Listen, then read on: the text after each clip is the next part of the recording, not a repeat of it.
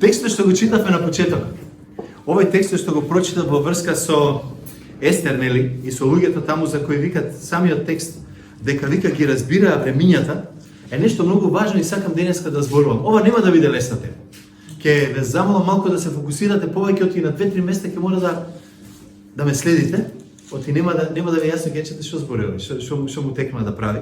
Ама е многу битна тема за денеска. Затоа што има едно место, не само во Естира, кај што зборува дека за луѓе кои ги разбираа времињата, во прва книга Летописи 12:32 таму писателот вика имаше Давид луѓе, војници, односно околу него војска што беше, вика кои ги разбираа времињата за да разберат што треба да прави Израел. Много една интересна фраза, бидејќи всушност значи дека Давид имаше убава војска, си имаше убави војсководци, си имаше луѓе кои беа силни војници, кои знаеа да маршират, кои знаеа да се борат, кои знаеа се, ама имаше вики луѓе кои знаеа да сватат во која ситуација или во кој контекст се наоѓаат во моментот. Знаете, многу една важна работа. Не можеме да живееме во минатото. Не можеме да размислуваме како беше тогаш или оно време, вакво време, тоа било такво. Пројде, не се враќа. Живееме во време во кое мораме да го сватиме и во кое треба да разбереме што треба вика таму да прави Израел, како што вика, или што треба да прави црквата, јас и ти, што треба да правиме. Многу една битна работа. Ние живееме во едно многу интересно време кое прво никој до сега не живеел, што е најнормално, таа е чудна фраза, веќе реално е. Тој што умрел вчера, денеска не го живее веќе времето во кое сме, ама реалноста е дека нашето време е многу поинакво од се до сега што сме имали. Една причина е дека толку имаме информации и немаме појма што е вистина. Вие може да читате што сакате, на кој сакате медиум да отворите. Ако не проверите 20-30 други медиуми и ствари, никогаш нема да дојдете до срцето, до срцевината на оно што е стварно вистината што се случува. Сетите се на времето од ковидот што пројде и сите ствари, па сега наваму кој ќе тргнеме. И некој ќе рече денеска вика времето е антихристијанско. Зошто? Луѓето се против Христос, против црквата, против верата. Луѓето никој пати не биле за Христос, за црквата, за верата.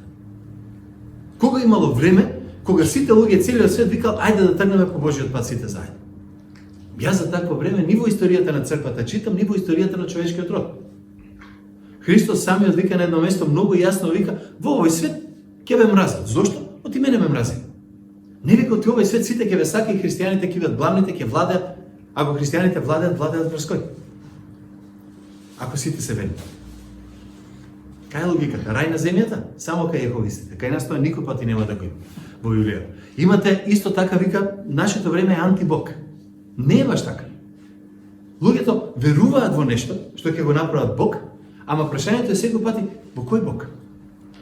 Патем тоа е на прашање што често се смеат луѓе, ама тоа е реалноста. Кога некој ќе рече јас сум атеист.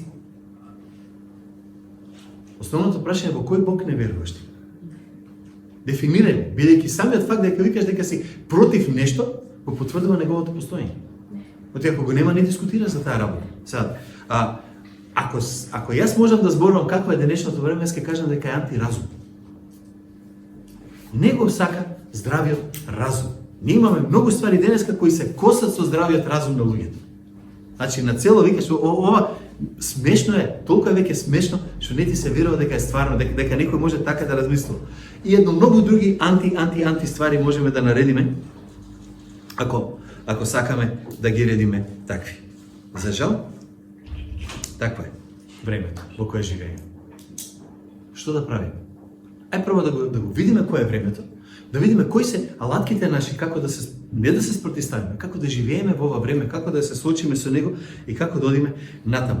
Во Библијата зборува има еден многу интересен текст кај што вика дека гордоста секогаш доаѓа пред падот. Тоа сте го чули. Штом се возгордае човек, чекај да падне. Нели е интересно дека парадите што ги прават се паради на гордоста? А никој не дефинира против каква гордост, уствари, или за каква гордост е направена парада. Со што се гордееш конкретно? Не може да се гордееме со своите деца, со своите постигнувања, со било што друго. Кажи што е. Не може да кажеш ова е парада на гордост. За што се гордееш? Ајде ти се објасни. Текстот на кој денес ќе се задржиме многу е во Матеј 11 глава 16 до 30 стих.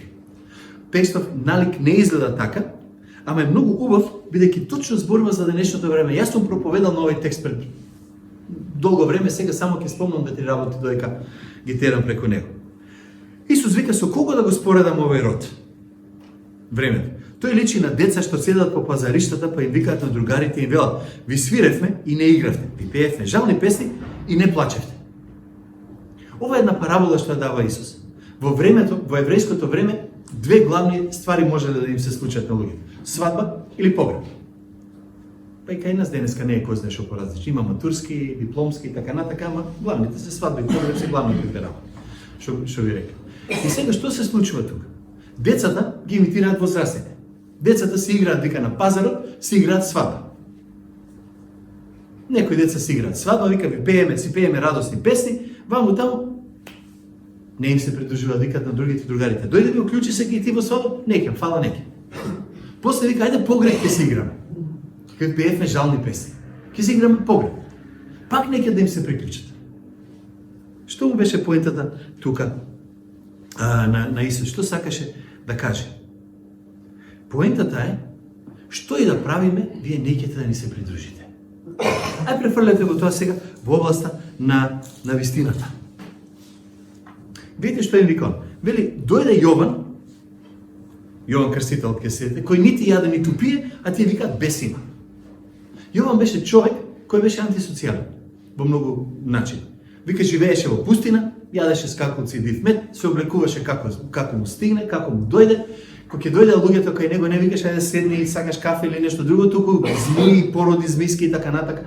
Уочи, се, ким плесеше, ким кажеше. Тоа беше Јован. И вика, дојде Јован, нити јаде, ниту пие, вика да ова е бесен човек. Ама сетете се, која беше пораката на Јован? Покајте се. Ви текнува. И он вика, фала, ова е бесен, неќеме со него да се дружиме, неќеме ништо. Ама гледате сега што вика, дојде синот човечки, дојде Исус кој јаде и пие, оди на свадби, се дружи со луѓе и вика, еве човек ненаситен и пијаница, пријател на митниците и грешници. Ако не се дружиш, си лош. Ако се дружиш, си лош. Поентата е, ова што Исус сака да ја каже, е оваа.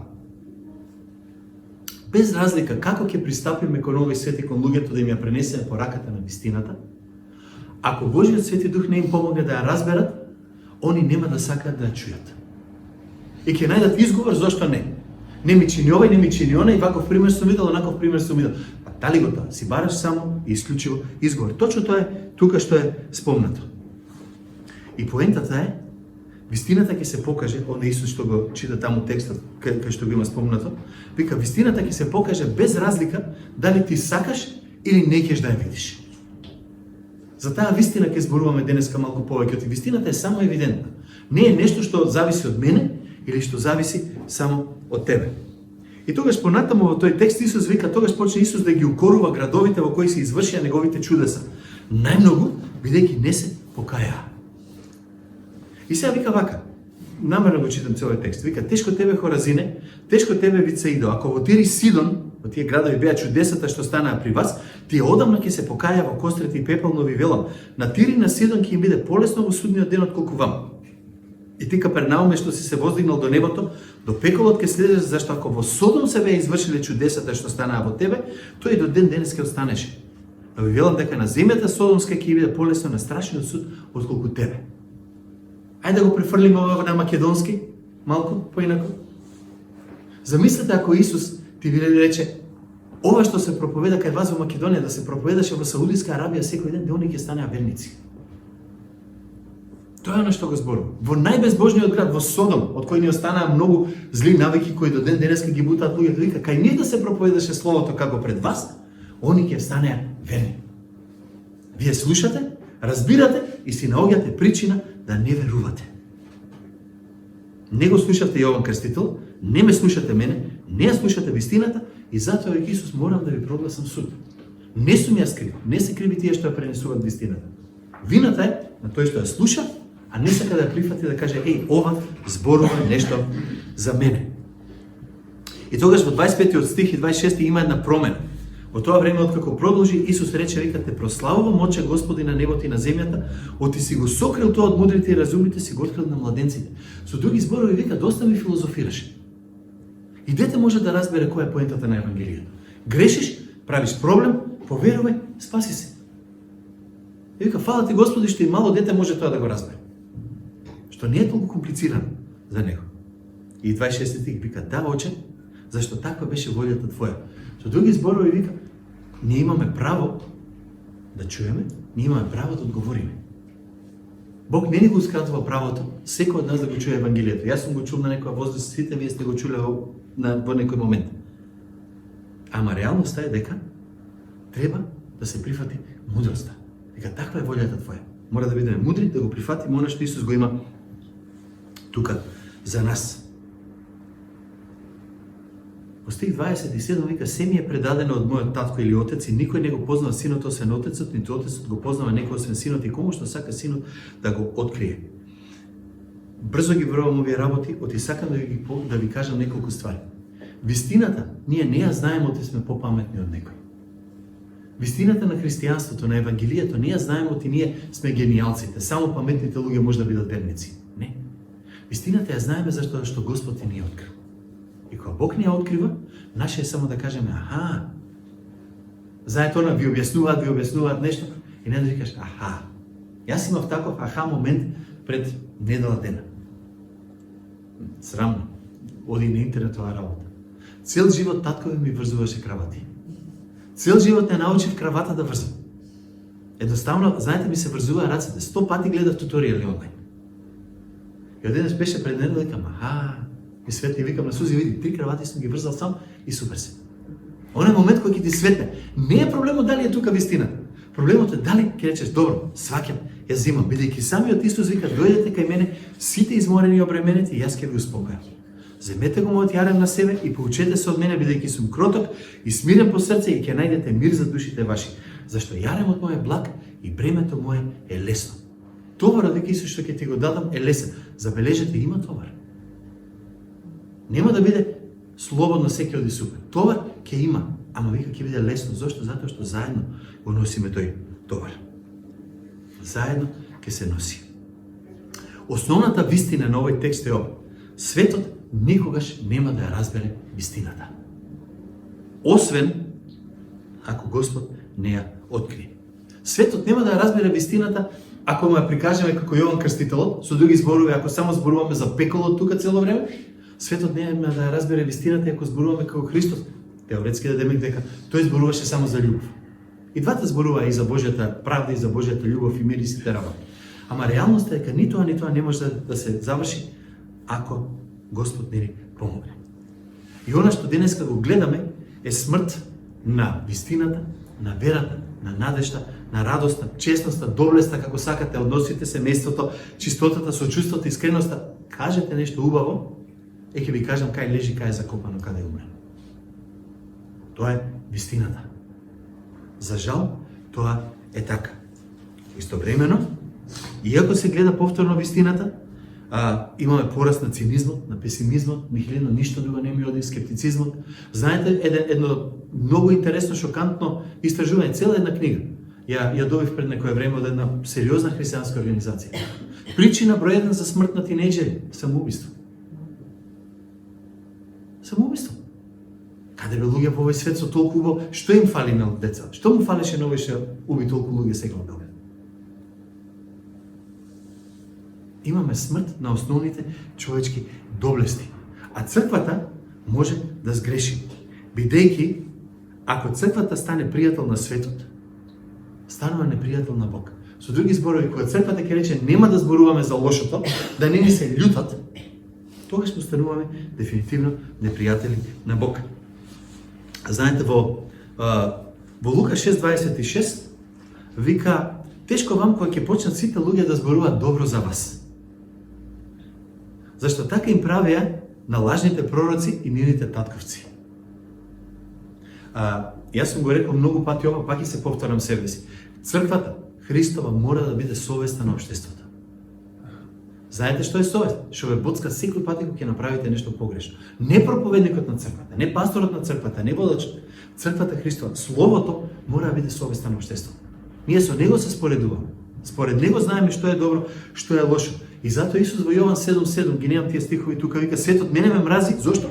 Оти јас сведочам за него, оти делата му се лоши. Кога вие ќе му кажете на некој дека не прави правда, тој не може да каже јас те сакам. Не може, едноставно, јас не би му кажал. Мојата прва реакција е што? Да се брана.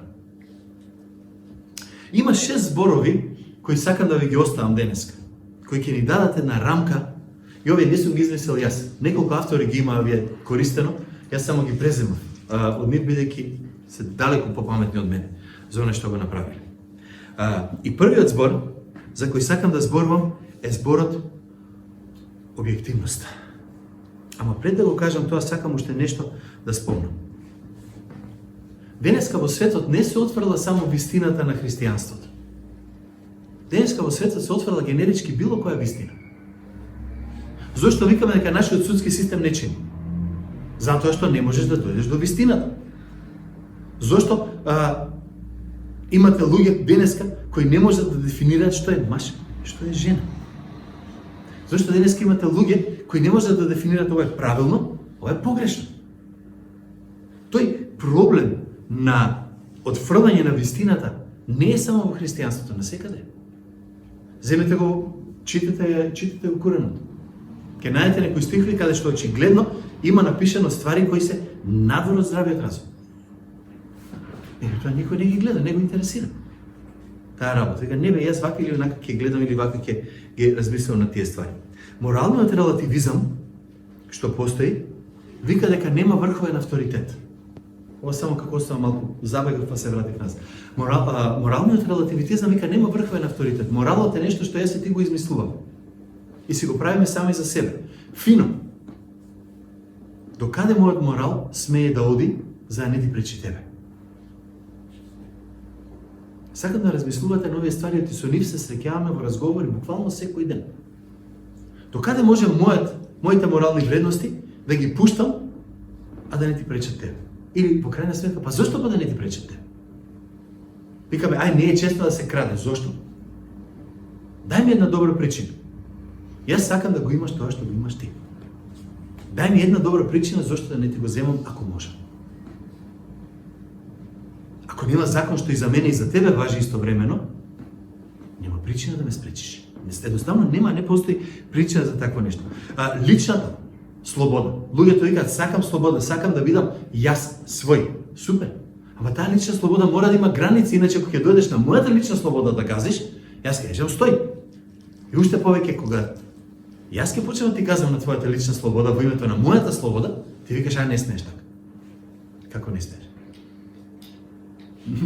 Знаете, или важи за сите, или не важи за никој. И на крајот, ако сакате овој хуманистички атеизам или нов атеизам сега Докинс и другите што го проповедаат, ќе ви каже дека нема суверен судија. Не постои Бог кој ќе суди на живите и мртвите. Супер. Ако е тоа така, зошто јас воопшто би се грижал за тебе? Или зошто твоето воопшто мислење би ми било мене важно? Дајте ми една добра причина. Тоа е времето во кое ние денеска да живееме. Во кое ние денеска всушност живееме, се движиме и работиме. И првиот од тие 6 збора кои некои други ги дефинирале е првиот е објективноста. Објективност значи дека реалноста на изворот на вистината е надвор, е сосема надвор од нас. Со други зборови, вистината не е она што јас мислам дека е вистина или ти што мислиш дека е вистина, туку е нешто кое не зависи ни од мене, ни од тебе. Ова го работев сношти, затоа има грешки толку во PowerPoint. Ниту една вистина не го има изворот во самиот човек. Ево да ви објаснам зошто. Ако вистината го има изворот во мене, и во тебе, и во неа, и во него, чија вистина е стварно вистина? Вистината мора да постои надвор од сите нас. За може да се обратиме кон неја и да кажеме ова важи за сите. Сакате конкретен пример? Земјотресот во Турција. Ај размислете малку. Сите згради беа направени во една вистина дека се е супер и совршено. Така? Кои згради останаа да стојат, се сеќавате? Таму кај што вистината беше вистинска, беше надвор од субјективноста на инвеститорот. Се согласуваме, нели? Имаше згради што падна, имаше згради што останаа.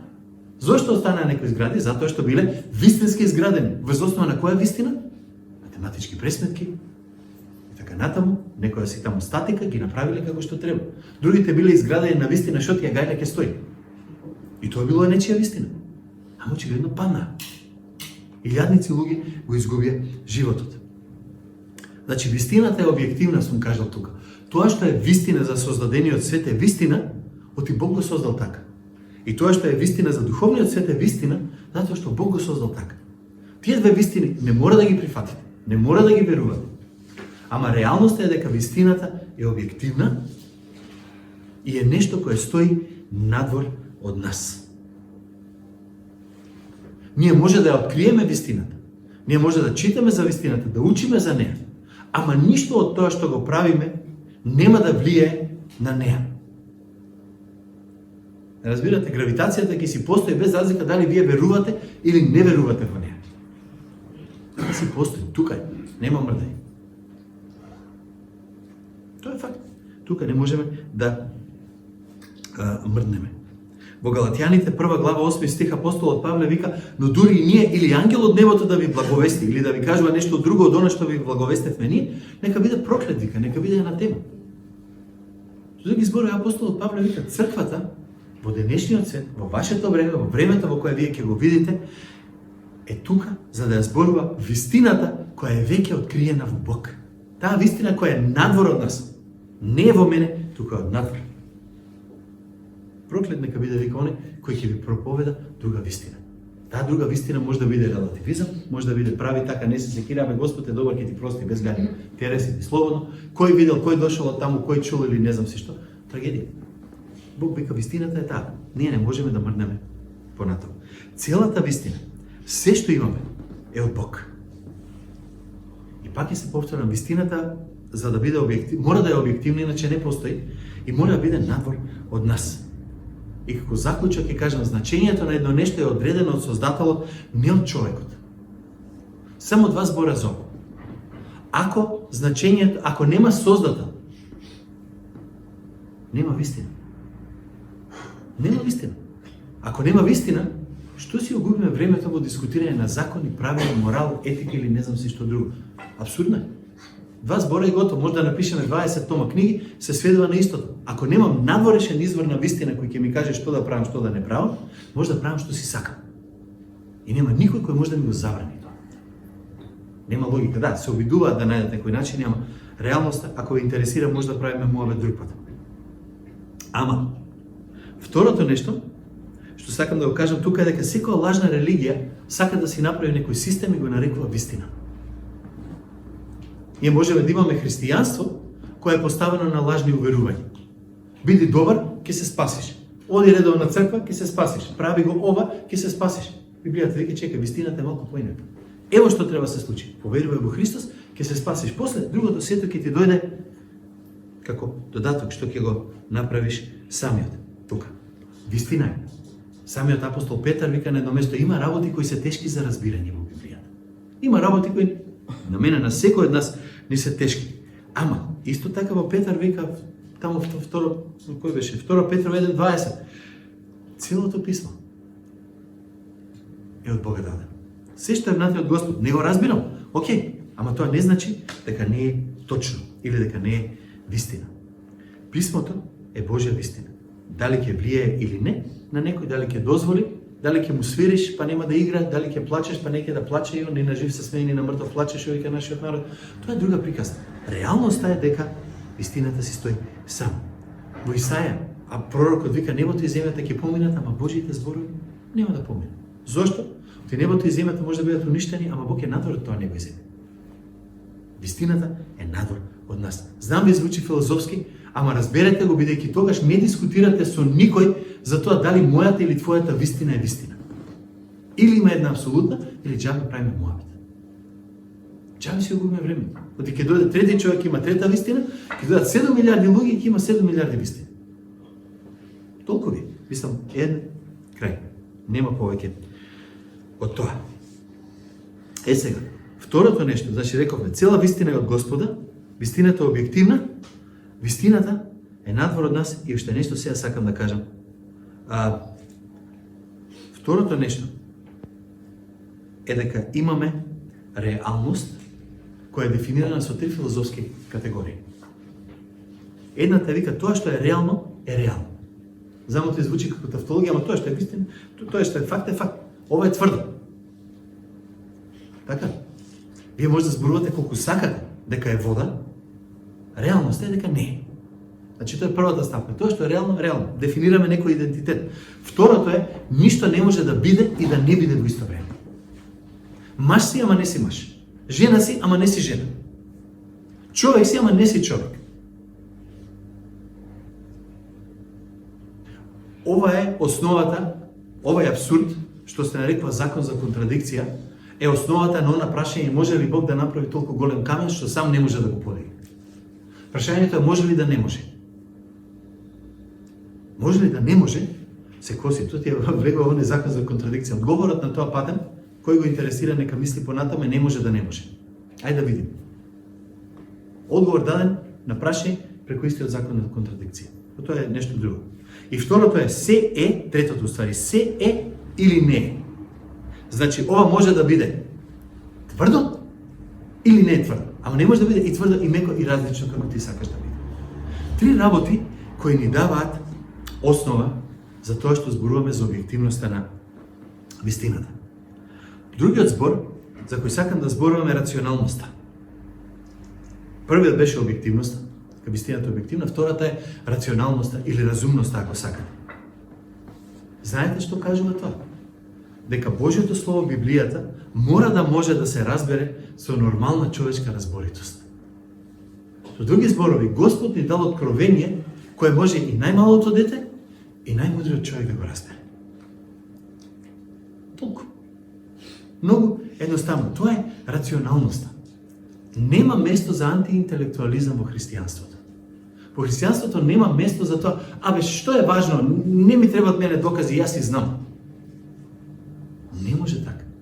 Господ ни дал можност со собствени, не со собствени сили, преку силата на Светиот Дух во нас, ама ни дал текст во кој многу лесно ќе ги разбереме основните ствари. Оние што ни се битни за нашиот живот. Знаете, православната богословија е во право кој ќе каже дека никој не може да го разбере Бог. Ние викаме, дојди во црква да го запознаеш Бог. Луѓето викаат, никој не може да го запознае Бог. Вистина, ако јас можам да го запознам Бог во целата негова полнота, јас сум Бог. А не сум. Тоа е Бог, јас не сум. Ама истовремено Бог во Библијата ни открил доволно за Него, за да можеме да знаеме се што Тој сакал да ни открие. И тоа може да го научи едно мало дете, тинејџер, млад човек, возрастен, стар човек, човек на смртна постела. Тоа е рационалноста на Словото. Христијанството, верували или не, ви е единствената религија, ако смеам да кажам, во светот, која не се плаши да биде ставена под лупа.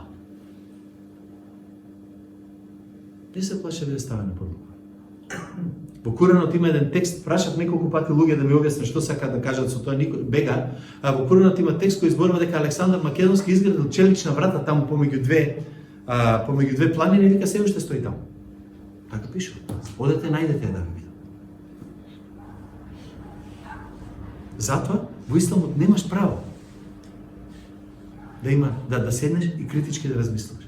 Христијанството, погледнете, секој го напаѓа, од сите страни пукаат по него. Од кога памтам за себе, од кога знаете за себе, од кога бил светот и векот, имало луѓе кои го напаѓале христијанството.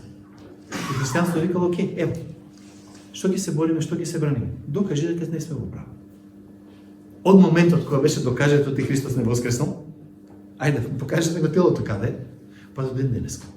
Христијанството нема проблем да биде рационално. Да, има духовна компонента. Да, има компонента која никогаш нема да ја разбере. Се согласува.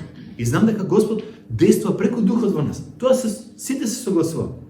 Но имаме доволно материјал за разумски да ги сватиме рационално работите. И секој пати, кога некој ги каже, ама не, христијанството те тера само да веруваш без да мислиш, да го оставиш мозокот на страна, не е вистина. Тој што не верува го остава мозокот на страна, бидејќи не сака се соочи со реалности, со факти. Не верувате? Дајте ми било која дебата од Хиченс, од Докинс, кои ги водеа со Ленокс и со слични на него, во која дадоа аргументи за своите постапки. Ако не сте гледали, погледнете некој пати онлайн, ќе видите многу интересни работи се случуваат тука. Ние вистината ја разбираме рационално, не мистично. Да, християнството си има своите тајни. Ние не разбираме тајната на Господната спомен вечер, зашто Господ ни остави. Ние не разбираме која е тајната на крштевањето, што прави на цело. Не можеме да го разбереме. Вистина, ама имаме доволно аргументи рационални да кажеме, окей, ова држи, можем да го прифатам. Наместо да кажеме само ајде терај без врска. Објективноста води до рационално размислување, бидејќи што имаме објективна вистина, не се плашам да разговарам за неја, не зависи од мене, не зависи од тебе, јас не ја измислувам. Значи, можам со здрав разум рационално да ја пристапам, таа води после тоа до вистина. Објективната стварност, која ќе се разбере разумно, ќе не доведе до тоа што е вистина. Една многу битна ствар тука сакам да нагласам, за да не сгрешиме. Вистината не се дознава преку диалог.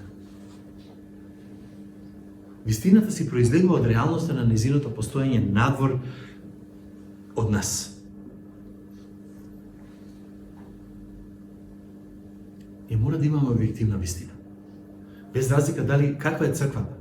Ако мистицизмот не повлече, ако биде моето искуство било вакво, јас вака сум го искусил Господ, јас вака сум правил, ако тоа треба да е основата на мојата и твојата вера, ќе заглавиме. Тоа е реалноста.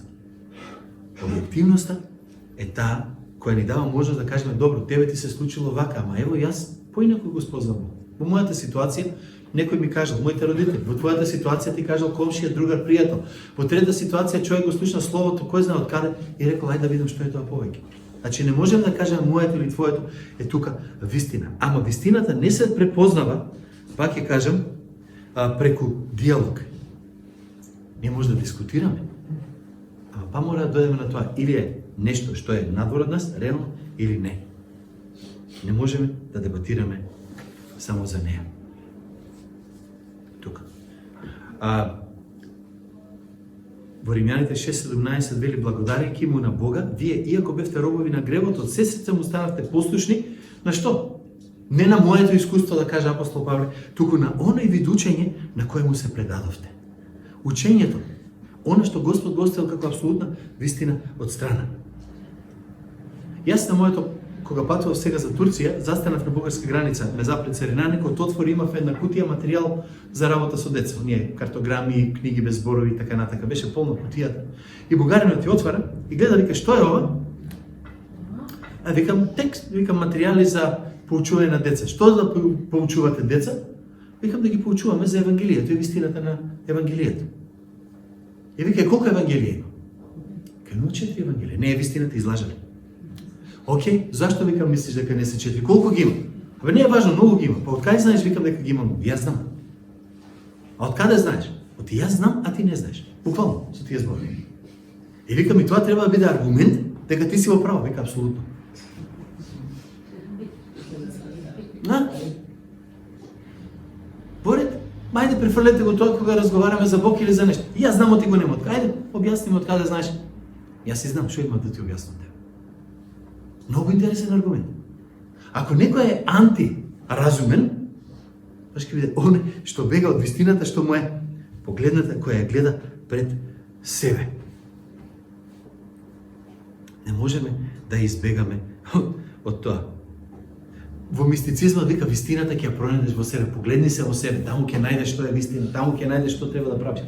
Заборавете ги тие глупости.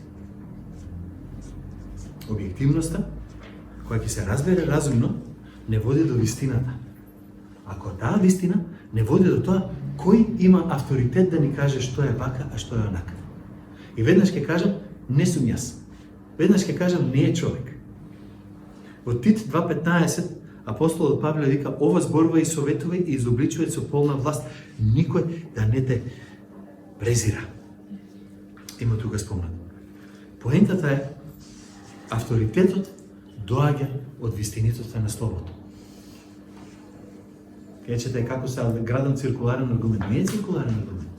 Прво, ние имаме објективна реалност без која не можеме да побегнеме.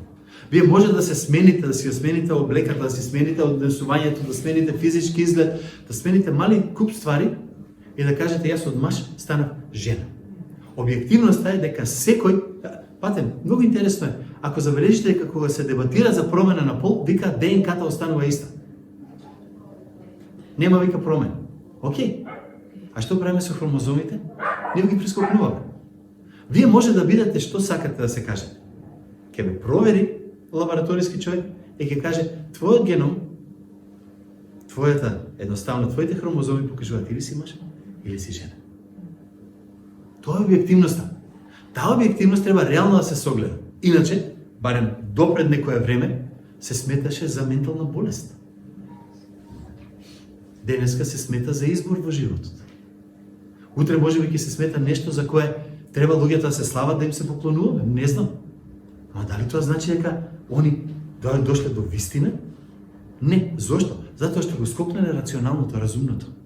Разумниот дел е прескокнат, сме дошли до вистина која не стои на разум и која не може потоа да бара авторитет.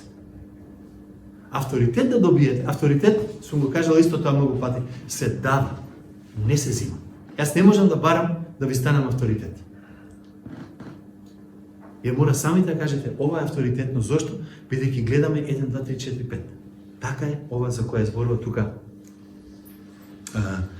самата Библија. Овие пуританците, често пати луѓе ги спомнуваат во различни контексти, ама ретко кој ги читал. Вика, на едно место еден многу познат пуританец напишал, вика, незнаењето не е мајка на посветеноста, туку мајка на ересот. Кој христијанин не сака да учи, не сака да дојде разумски до авторитетот, да каже, јас верувам во Бог и можам да разговарам за тоа дека е авторитет, за Библијата. Тоа е ерес, тоа е еретик. Зошто? Бидејќи некој користи разумот што Господ му го дал. А сака да гради авторитет во своје некој си лично вакво или онакво искуство. Сега, ако ќе завршиме со ова, апостол Павле на едно место вика, благодарејќи му на Бога, вие кои бевте робови на гревот. Сетете се, па се враќаме назад на самото тоа слово. Денеска е многу тешко да се зборува за авторитет. Сите викаат, кој си па ти да ми кажеш што да правам? И во крајна сметка му викаат на Бог, кој си па ти да ни кажеш што да правам? Библијата вика, Господ нема да спори со човекот цел век. Ама тоа не е за да не охрабри, тоа е да не разпамети. Оти кога Господ ќе престане да спори со човекот, значи дека го оставил веќе во гревот и му рекол, ти знаеш каде одиш. Авторитетот доаѓа од Божјето Слово, од Божјиот збор. Ние некој пати бегаме од авторитетот на Библијата, ама ако го немаме него, ние немаме што да кажеме на светот. Знаете, без разлика дали ќе работиме социјална работа, без разлика дали ќе работиме хуманитарна работа, не е важно што работиме. Ако Евангелието не е примарниот авторитет на тоа што го правиме, ако ние не ја дадеме таа чаша вода во името Христово, или тоа парче леп, или таа кутија седно, ништо не сме направили. Слушав нешто многу интересно ми стана, кратко ќе го споделам со вас. Еден спомна, вика вака, имаше една дебата, си ја симнав од интернет, па ја слушав додека возев за кога одев нека Албанија, и дебатираа за тоа дали христијанството треба да биде и социјала, и евангелизација, која е разликата помеѓу социјала и евангелизација и така натаму. И еден многу мудар човек каже нешто вако, буквално си го запишав. Вели вака, ако сакате вика во црква да работите социјала, а да не го заборавите споделувањето на Евангелието, редовно проповедете за пеколото.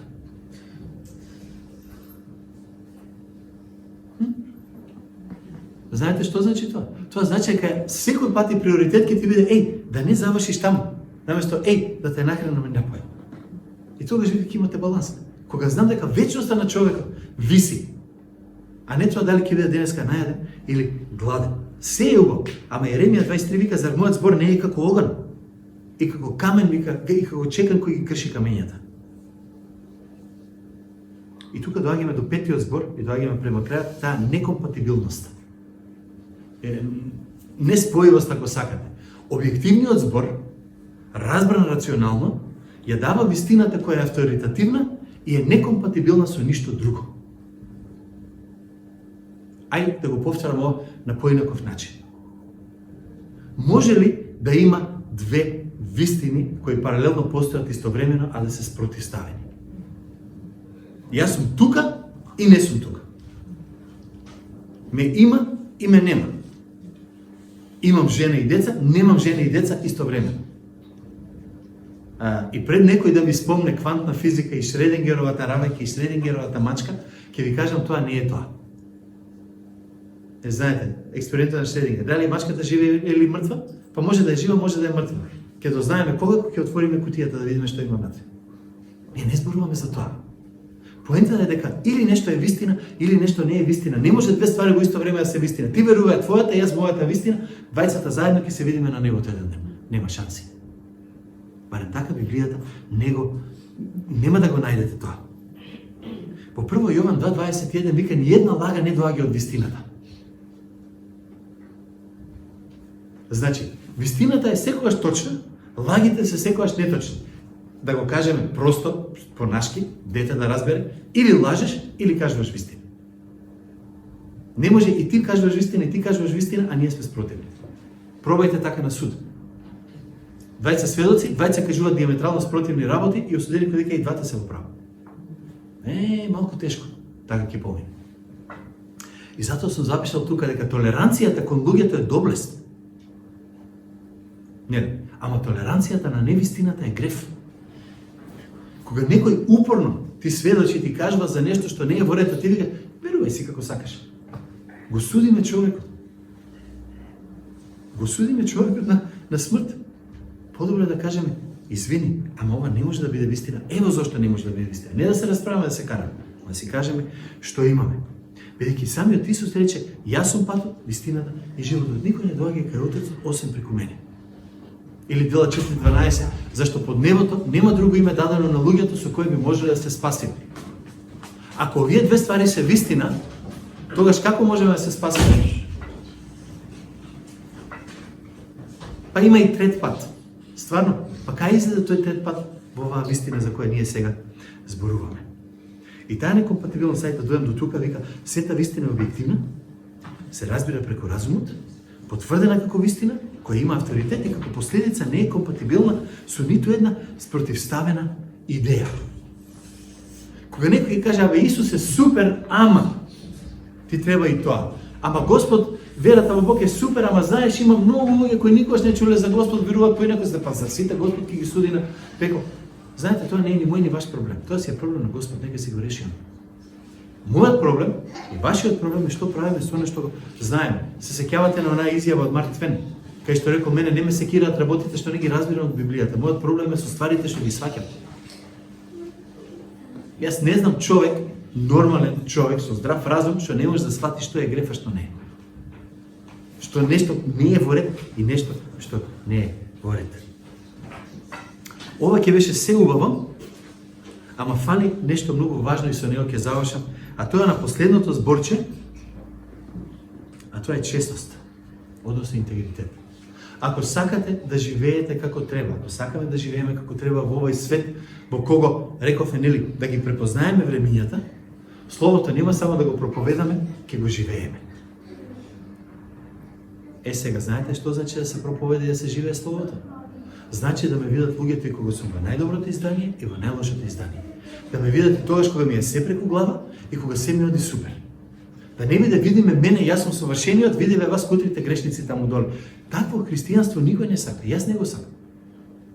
Дајте да не глумиме, дајте да видиме тоа што сме, честност, интегритет.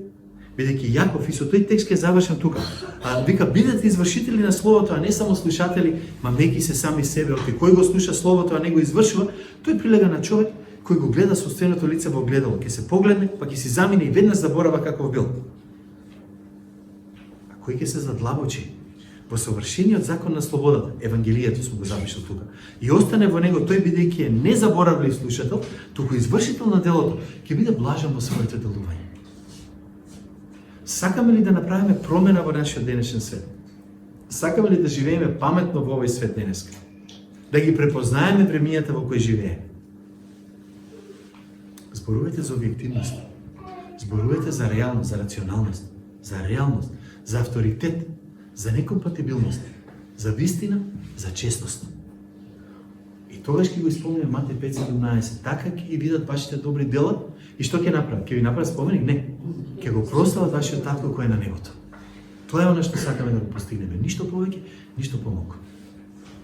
И така ќе живееме во времето во кое се наоѓаме, иако не е лесно. Амин.